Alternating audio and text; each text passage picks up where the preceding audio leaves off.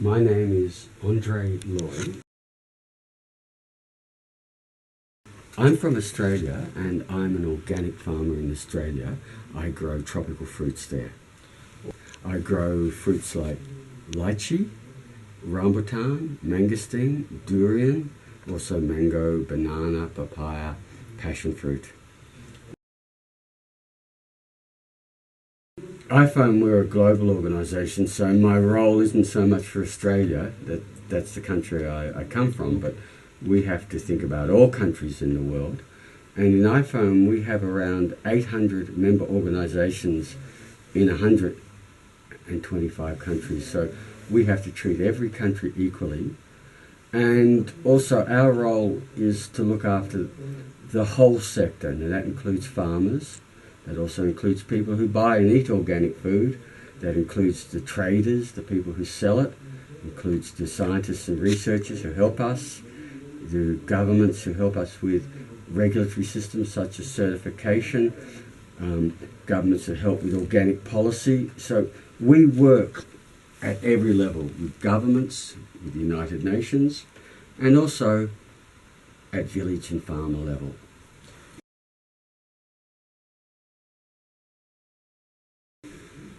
In India, we have around 40 member organisations. So we work, well, they're our members, so our role is to assist them. And we also, over the years, have had various projects in India, for instance, organic tea, to help get improve tea production and get tea to the market, for instance.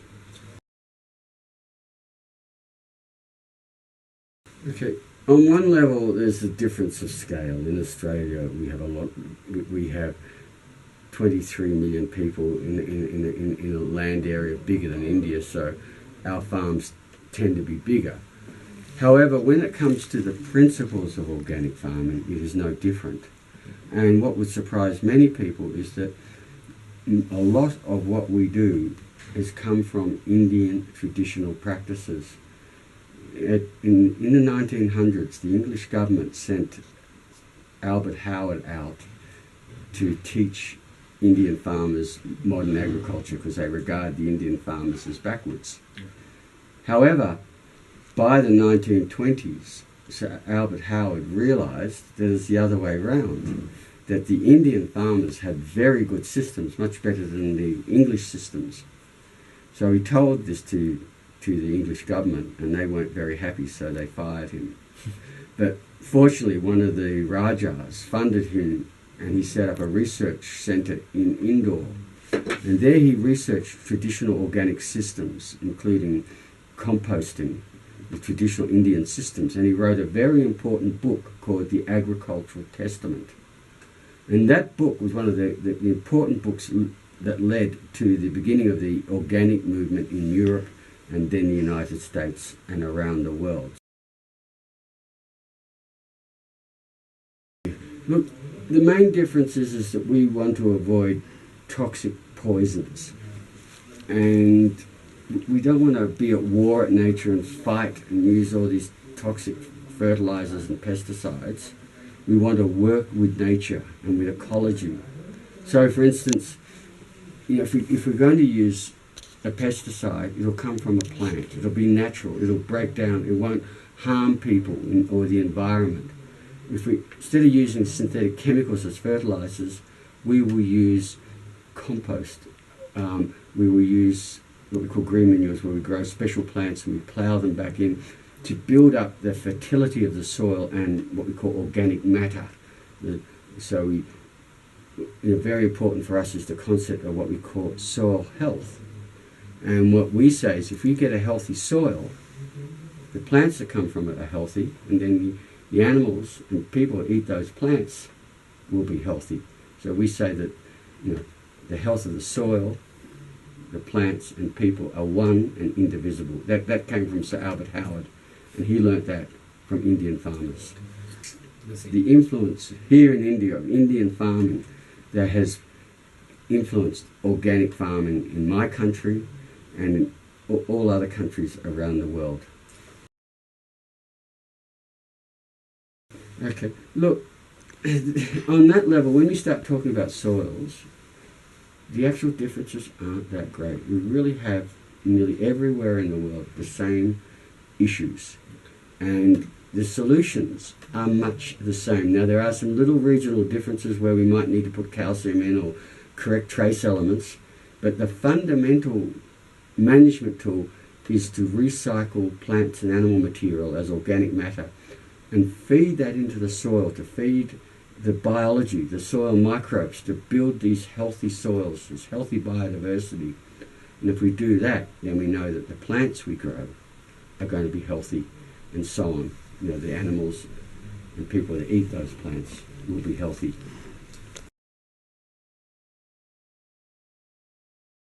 What I've liked, what I've seen here is visiting the tribal areas and the work that the Keystone Foundation and Last Forest are doing to work with these communities to take them out of poverty and ensure that they have a good standard of life.